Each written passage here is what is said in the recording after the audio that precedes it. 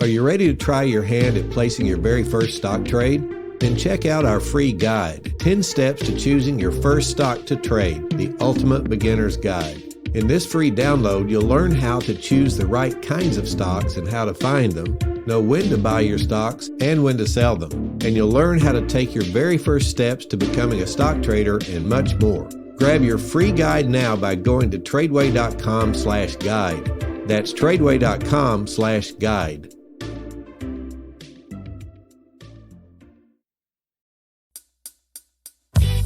Hey guys, I'm David Mitchell, founder and CEO of TRADEway. What if God himself gave you a blueprint for how to handle your money? Well, the Bible is a practical book.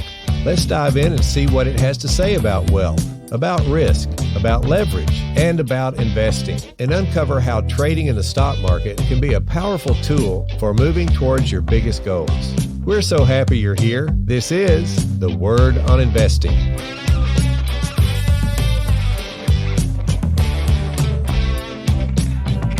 Hey guys, welcome back to the podcast. Good to be with you today. Well, if you guys have taken a look at the S&P 500 chart recently, you know we're really in a bear market crash right now. And so a lot of people are asking questions. What does this mean? And what I'd like to talk about today is what is a recession? And the definition for a recession changes because, it's basically our government that has to do with defining what a recession is.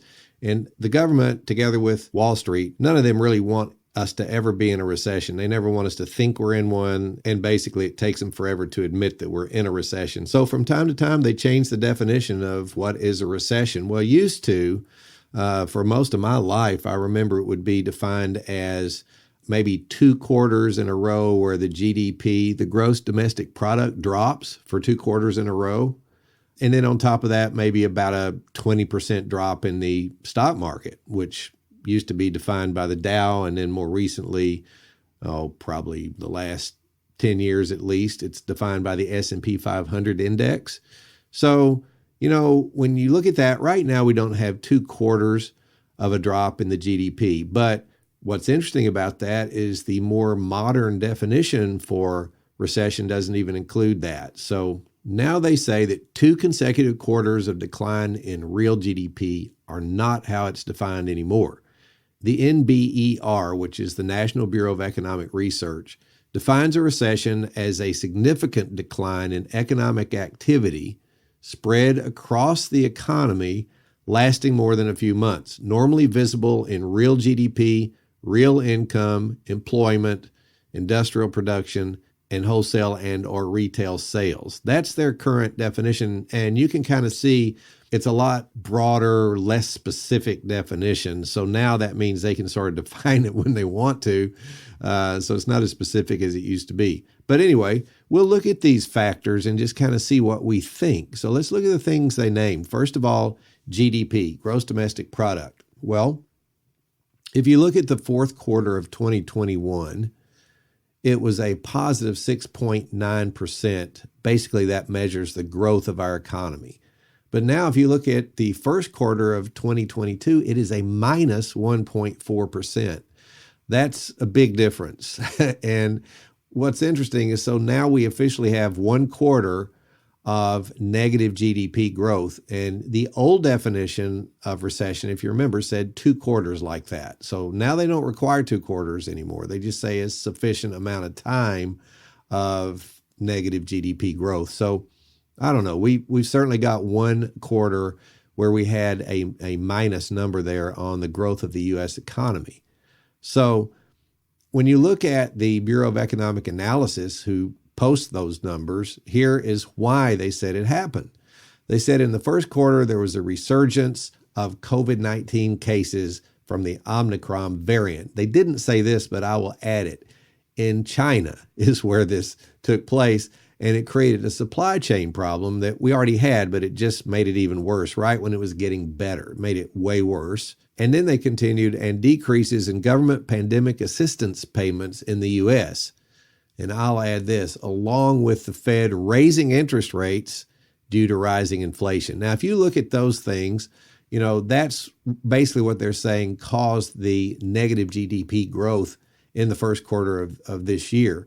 It really doesn't matter what caused it. What we're looking at is, did it happen? And yeah, it was a minus 1.4. Traditionally, we would wait till the end of the next quarter to define whether we're in a recession. And now I think one of the good reasons they changed the definition is things move faster now. And so the current definition allows them to say, well, we may be in a recession without having to have, 6 months of data. So now they only have to have 3 months of data.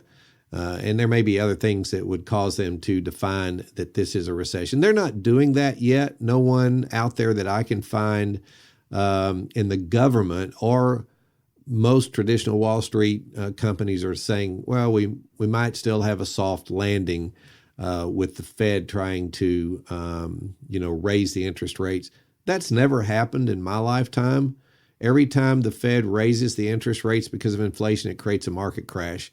Every time that I've ever seen it. So they're saying, oh, but this time will be different. Well, I don't really think so. I don't think it'll be any different. And I think we're seeing the start of it. So the first thing we see then is a negative gross domestic product number, minus 1.4% for the first quarter of this year. Then they mentioned personal income. Well, if you look at the data on personal income and you look at the government figures for 2022, for February, they call it chained dollars. Know what that is? All it is it's adjusting real dollar amounts for inflation over time. And basically they're using 2012 as the base year.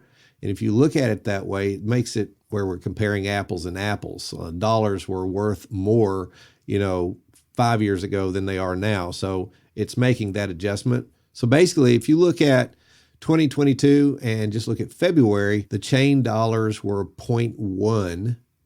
And now in March, it's minus 0.4. Now, what that means is that the disposable personal income for Americans has gone into the negative numbers. So people are living off credit cards right now, basically. So think about that. I mean, that is a huge sign of an impending recession. Now, if we want to look at inflation numbers, the government, especially the Fed, likes PCE more than anything else. That stands for personal consumption expenditures, but it's a way to measure inflation. And if you look at the same 2 months, like February 2022 versus March 2022, it went from 0.5 to 0.9. So inflation is skyrocketing still, and people are trying to say it hit a top. We're not sure it's hit a top. So inflation, you guys know what that is. It just means your dollar is worth less and less and less, and you can buy less and less and less with that dollar. And that is a sure sign of impending recession, because as people get to the place where they can buy less and less, the companies start to have problems. Well, what happens when a company has a problem? The first thing it does, it lays off its workers, because that's the easiest way to cut expenses. So now you have people losing jobs. Well, if they don't have a job, they can't buy products. So it becomes a vicious cycle where fewer and fewer products are bought in the companies lay off more and more people, and it is a major problem when you get into that cycle. And it's very difficult to get out of the cycle. I remember back when Jimmy Carter was president and inflation got so bad, they're like, you could make 20%, if I remember, on a CD in a year. That's just ridiculous. So money was just becoming worth less and less. And then Ronald Reagan becomes president and he fixed it, but it was really painful. It required a market crash to fix it. And it was tough for a while, but he got rid of the inflation. But it's not easy to do. So a recession creates a vicious cycle that's very hard to get out of, where people have less money, so they buy less products, so companies lose money, so they fire employees. So now fewer and fewer people have any money to spend on products. And so you see the problem. Well, now let's look at another measure they mentioned, industrial production. If you go back to March 2022, it was 7.5.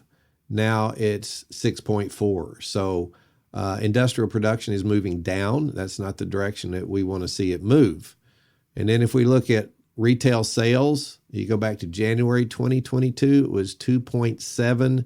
Now it's 0.9. Now, what's interesting, when they came out with the numbers just, I think, yesterday or day before, they said, we have 0.9% growth in retail sales. This is fantastic. It shows we still have a great economy, but what they didn't tell you is what it was in January. It was 2.7.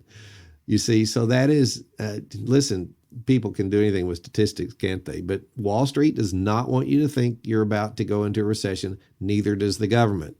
So they don't mention the 2.7, that we've fallen from 2.7 to 0.9 in retail sales. So people are buying less and less products. Well, it makes sense when you think about the inflation is causing the prices of everything to go up, up, up. So they have to buy less. They have to budget, living off of a tighter budget now. And this is the beginnings of a recession, in my opinion. The other thing they mentioned was you got to look at employment numbers.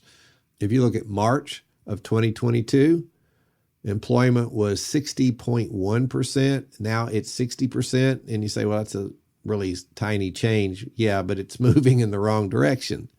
And, you know, we had such an interesting effect on employment because of COVID, right? Where all of a sudden you had way more jobs available than you had people wanting to work because the government was giving out free money. Well, we know that in recent times, in fact, the government mentioned that in the first paragraph that I read to you a while ago, is they mentioned that the government money has stopped.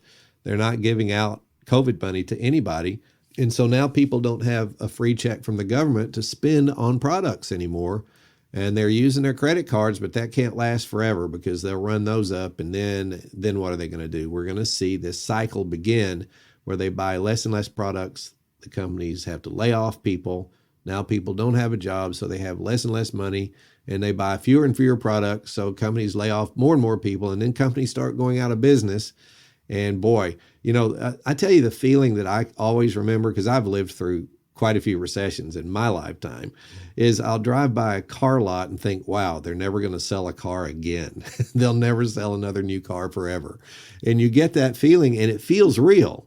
And it's not true, because these cycles generally are over within a year to 2 years, but it feels like they're never going to be over. And they're only over if you get a wise enough government that understands economics well enough to deal with it properly. And if you don't, you could have disaster. I mean, it could move from a recession into a depression, and we don't want to see that happen. So we have to pray for our leaders, don't we? All right, just to review, there's some other sort of general things. The gross domestic product is a negative number now, minus 1.4%. Personal income has dropped. It's 0.5% now. International trade is a negative number for the U.S. We're bringing more money. We're paying for more products from China, for example, than they are buying from us. That's just one example. That's not healthy for our that affects the GDP number, by the way, makes it go down. And international transactions are down. Everything you look at is marching in the wrong direction right now. So the next thing generally that we'll look at is the stock market itself.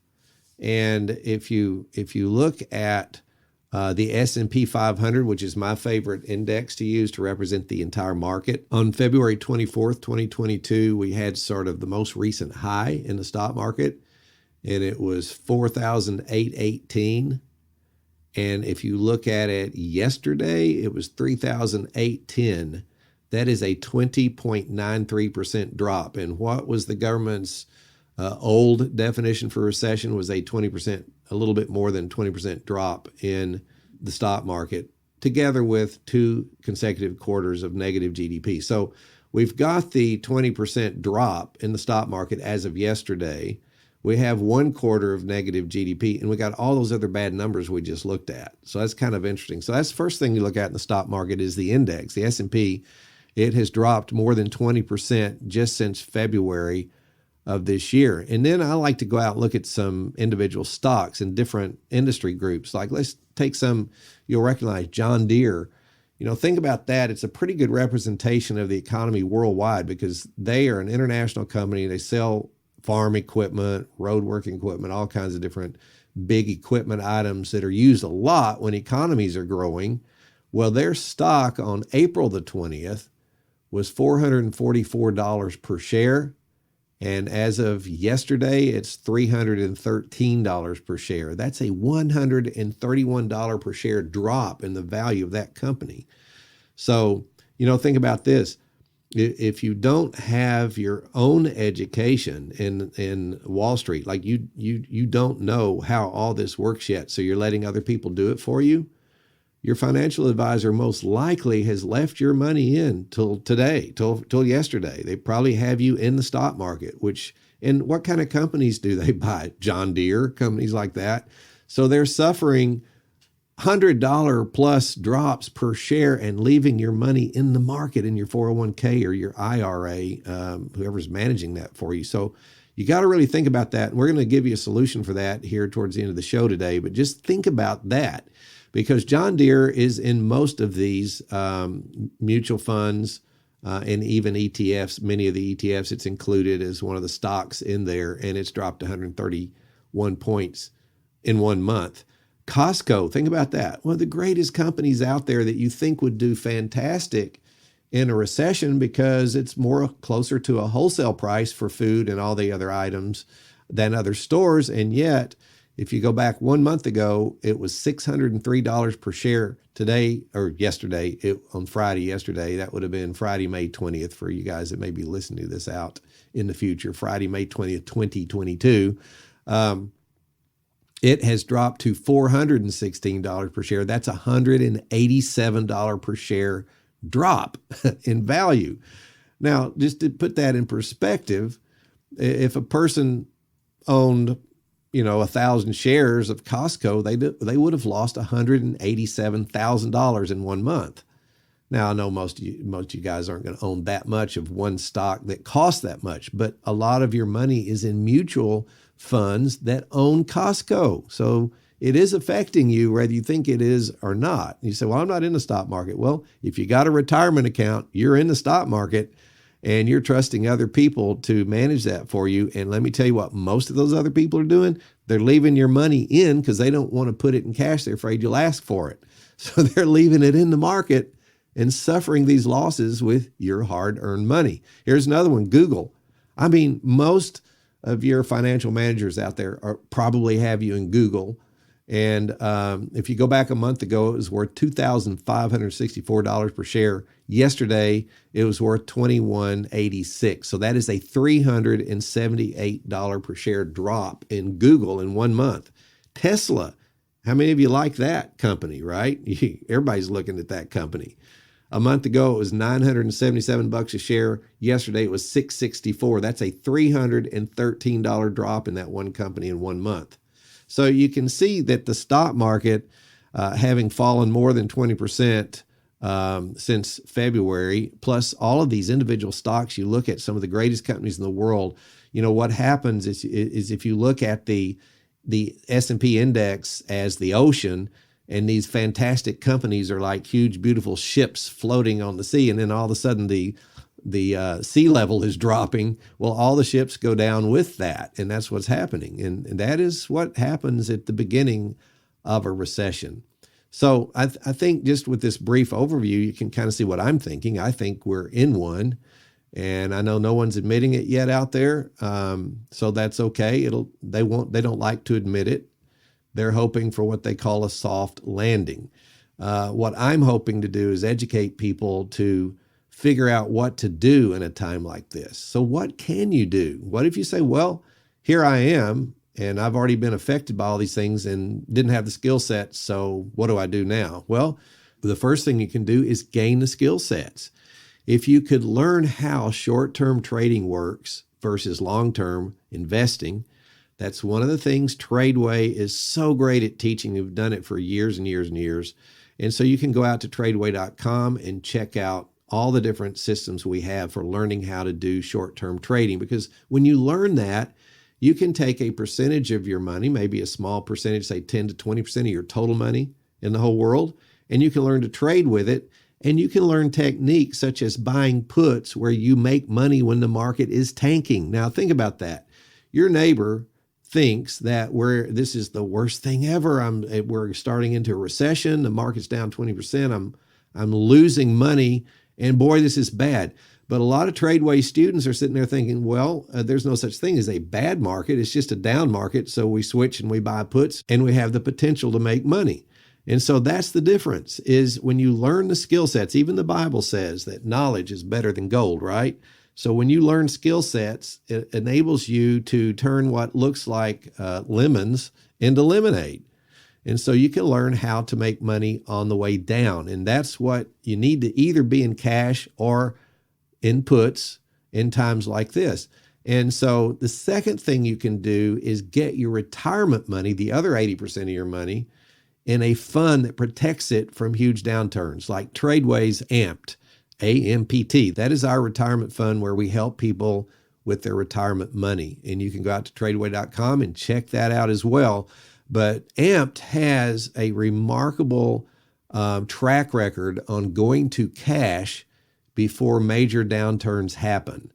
And, what's interesting, if you go out and you look at the statistics on TRADEway, on April 12th of 2022, the S&P 500 was at 4,471. And at that point, TRADEway suggested that all of our AMPT clients go to cash.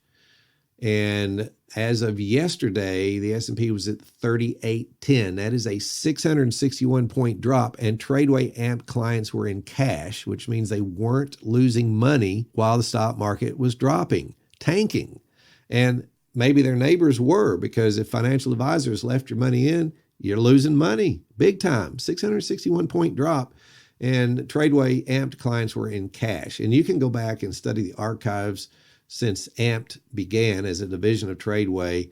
And we are very, very good at being able to let our clients know when we feel like we're near a top and they can go to cash and then let the market fall however far it wants to fall, and then jump back in and purchase the positions at lower prices. And the main thing that allows you to do is protect your hard-earned money. And that's what AMPT is all about. That's the first priority, is to protect money. So if you want to protect your money, then check that out at TRADEway.com. Now, what's interesting, during that time period from April 12th until May 19th, 2022, which was yesterday when we made this. Now, there was a time prior to this from April 5th through April 9th when we not only went to cash, but then we went in and bought inverse positions with clients' money, which has the potential to make money on the way down. So most of that time we've been in cash, but part of the time we had money being made on the way down during this crash. So if that's what you want, if you want to protect your hard-earned money, even have the potential to make money in a down market, then check out AMPT at TRADEway.com. And that's a great thing that you can do, in a time like this. Now, one of the greatest things that I enjoy in TRADEway is the educational part, where you learn how to do not only long-term investing the right way, but short-term trading the right way. And that gives you the potential to make some money when the market's going what your neighbor thinks is a bad direction, which is down. Once you get skill sets, there's no bad market. It's just, how do I apply my skill sets and use strategies for the right time in the market to have the potential to make money? That is a great place to be. I recommend that every family get that education and also get their retirement money into something like AMPT, where it's protected in these great downturns. All right, so I hope you enjoyed this show today. I hope it'll be really beneficial to you. I know it was kind of brief today, but the thing is, it's full of information that can help you. And if you loved it, then please rate and review it. Let other people with a like mind find it, and maybe we'll be a help to them too. So have a great day, and we'll see you next time.